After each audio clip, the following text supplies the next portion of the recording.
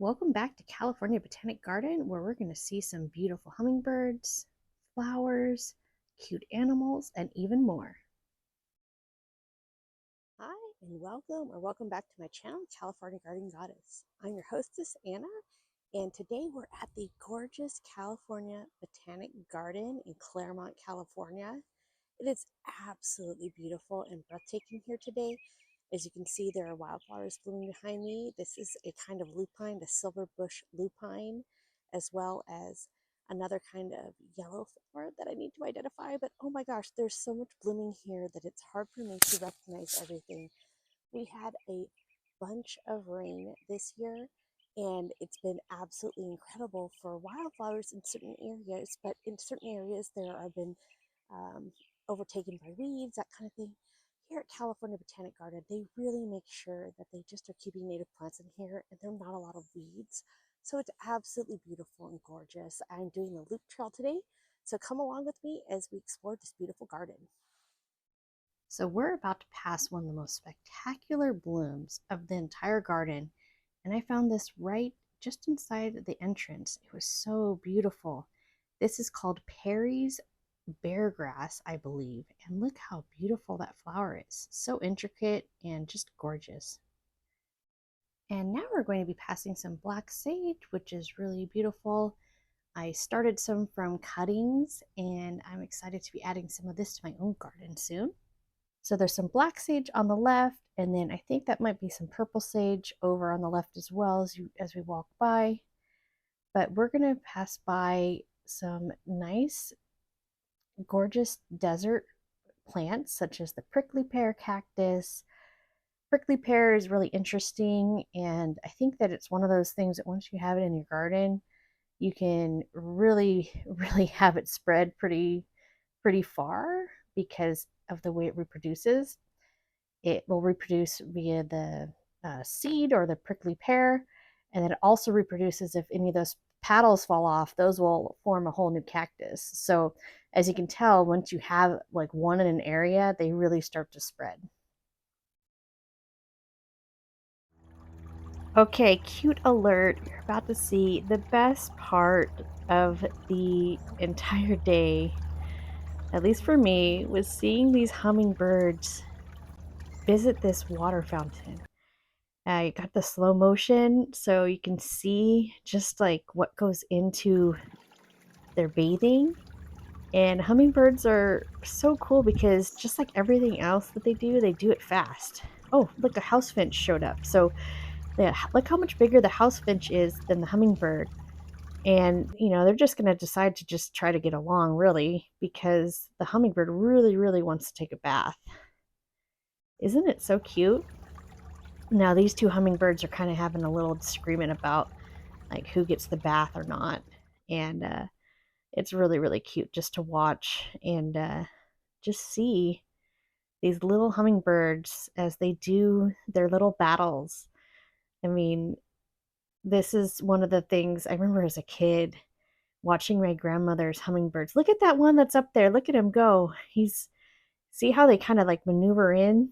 They're waiting for the best chance to get their nice little bath in.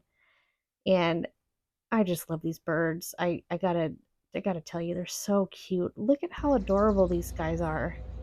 Oh my gosh. So, do you have a favorite pollinator in the garden? For me, I think that it's kind of a tie between hummingbirds and butterflies. I love them both, but butterflies are a lot easier to film and record because they are really like a lot slower than those hummingbirds. I recently watched a free nature documentary by David Attenborough. I think it's called Jeweled Messengers, but it talked all about hummingbirds. And we got to see different parts of the hummingbirds that I've never seen, um, like some of their courtship dances and that kind of thing. So that was really cool. Something definitely to check out. I love David Attenborough. He's so cool. I love all of his nature documentaries. But anyway, so we're going to continue through the California Botanic Garden. Got a little off track there. So we're going to continue through the desert garden and just check out the beautiful plants that they have there. I think that those spiky ones, oh yeah, the Shaw's agave, those are really, really cool to see. And I think this is called Baja Fairy Duster. You can see why it gets the name. Look at the, it looks like, I guess a fairy duster would look like. Really, really nice. And here is some yellow sticky flower and some other sticky, I think sticky monkey flower. So correct me if I'm wrong. And then here's another example of that beautiful, oh, look how beautiful that is. Oh my gosh. That Perry's beargrass is really, really nice. It's absolutely huge, but I love it. And then we have some nice, I think there's a Catalina tree poppies, the yellow flowers in the back. Those bloom basically year round, so those are really cool. Now we're going to see one of our little oak tree planters, our little cute gray squirrel. Those are native to California. So there's the map, and we're going to go ahead off on the loop trail or the trail loop. That's a nice trail to take because it gives you a great idea of the different plants that are in California because you walk through a lot of those California plant communities. It's a really, really great place. Now, one of the things I love about the California Botanic Garden is that they have plants from all over the state of California. Now, they actually have the world's largest California native plant collection. So, props to them. That's pretty amazing and very cool. And another cute alert, here's a cute little ground squirrel.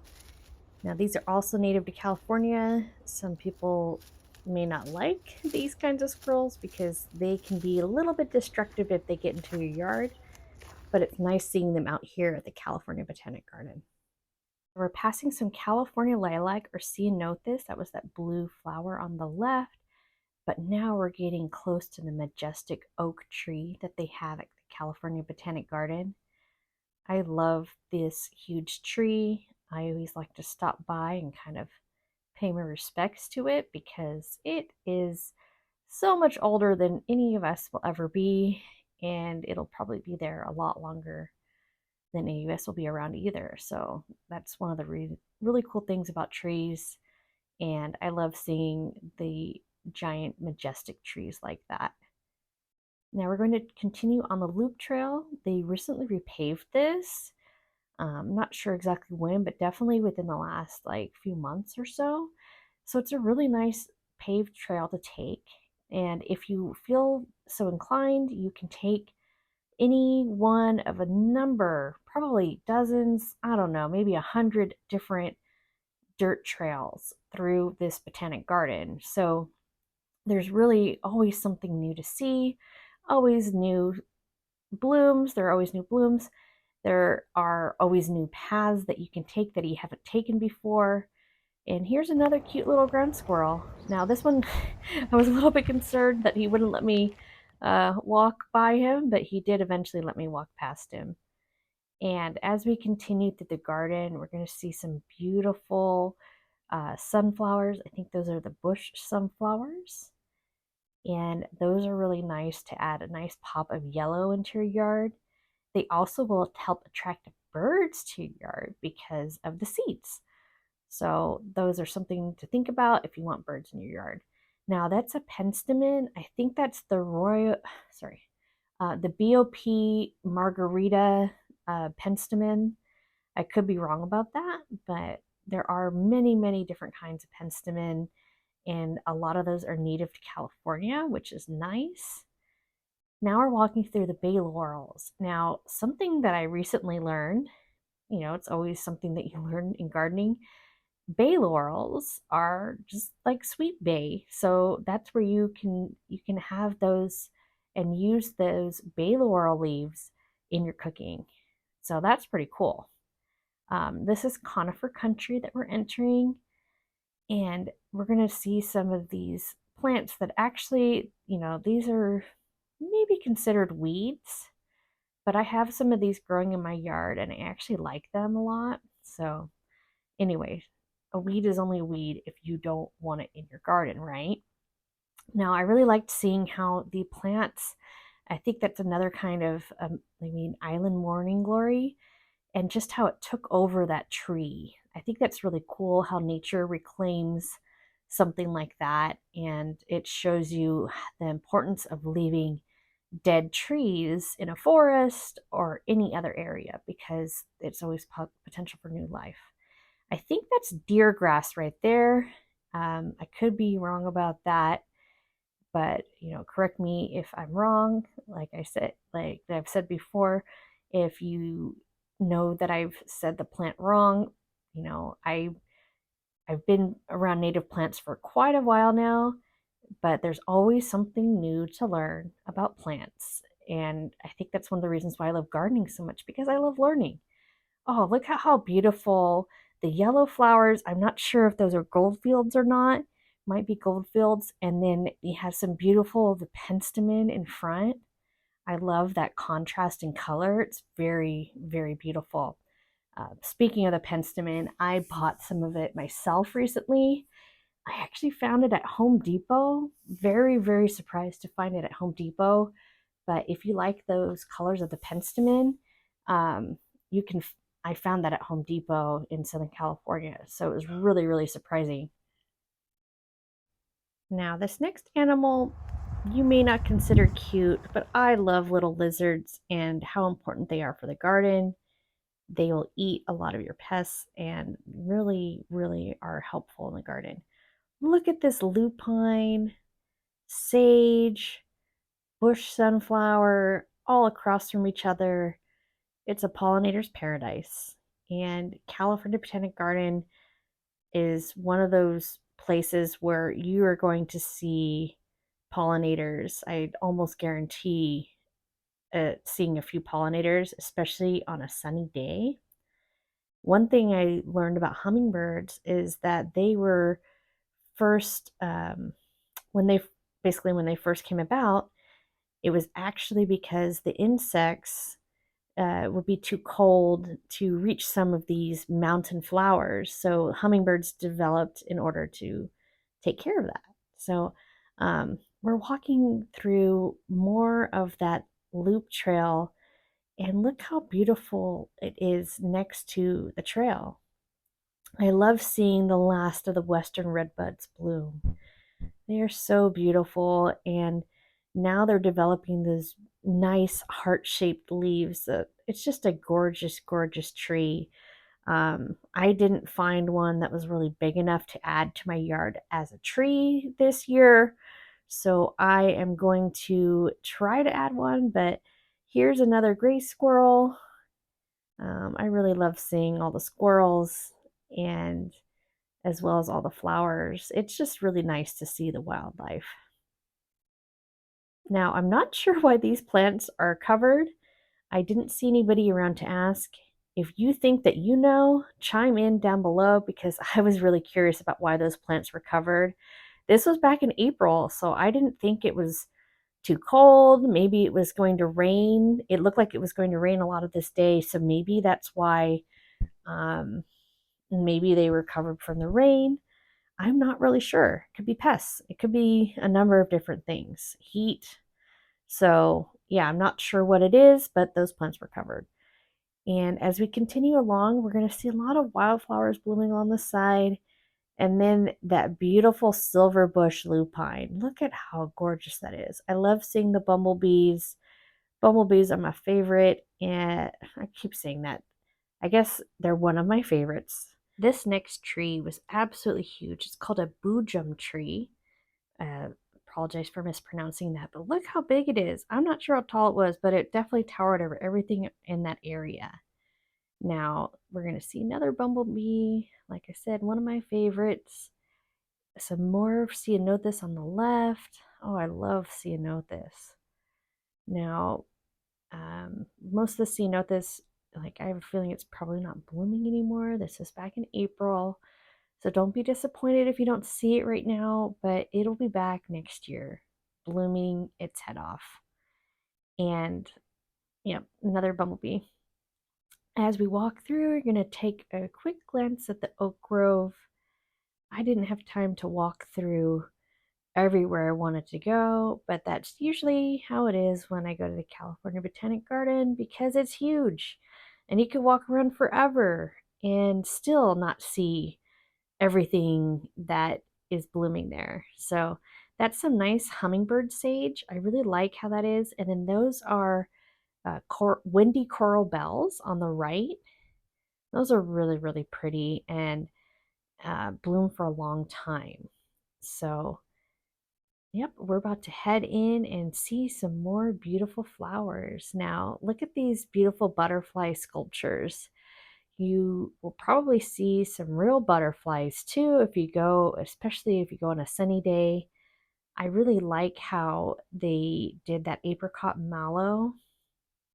And then this is the flower garden. So this is where the volunteers come and tend these flowers. So you can see a variety of different colors, different textures, and just tons of beauty. The California Towhee was there to say hi, and we'll walk past some more sunflowers. That on the right, those purple flowers are Verbena de la Mina, one of my favorite types of verbena. It stays very compact, it blooms almost year round here. See some California poppies. That looks like some, was it hummingbird sage on the right? Anyway, oh, look how they did. Okay, so that I don't think that's I think that's a different kind of mallow. They usually kind of spreads. What they did is they used a kind of a cage to keep it up. Not something I'd really seen before, and a good tip if you want to have some mallow because they're beautiful, but they kind of start draping because of how heavy the flowers get. Look at all those sunflowers. I love that. This look, there are birds everywhere. You're gonna find so many. And then this is I think that's the flannel bush. I forgot the full name of what it is, but it's a type of flannel bush. I always like to call them the flannel trees because they get very tall. So anyway, we're going to be heading and seeing some of the beautiful irises. Now, I love seeing all the Douglas iris blooming. There's some more hummingbird sage on the left, and we're going to see some of the beautiful fountains that they have. I really like how California Botanic Garden was set up. And they hold a lot of events there too. So you could host a wedding or some kind of gathering. It's really a nice area, especially in the spring. And I think it would be great for like a springtime wedding. Look at how beautiful this pathway is. Now, I love walking in the main part of the California Botanic Garden. I talked about doing the loop trail today, and that did take me a while, but you can, if you have lower mobility, I would suggest just doing kind of like the center garden. You do have to like walk up a ramp or go up a ramp, but you can stay onto one part of the garden and see so many beautiful flowers, especially in the spring. It's really, isn't it beautiful how they made this archway? I really love it. It's like a completely natural archway just made with these trees or plants, and it was a really, really nice place. You enter and look at all that Douglas iris everywhere. When I went there was iris everywhere that I could see in the shady spots of the garden. Totally gorgeous, and something that I would love to add to some shady areas of my yard. Now is a really, really good time to get to California Botanic Garden because there are so many things in bloom. It's hard to name all of them. Even their website, I think they have like 20, 25 different flowers named that are blooming, and there are even more if you walk around the park.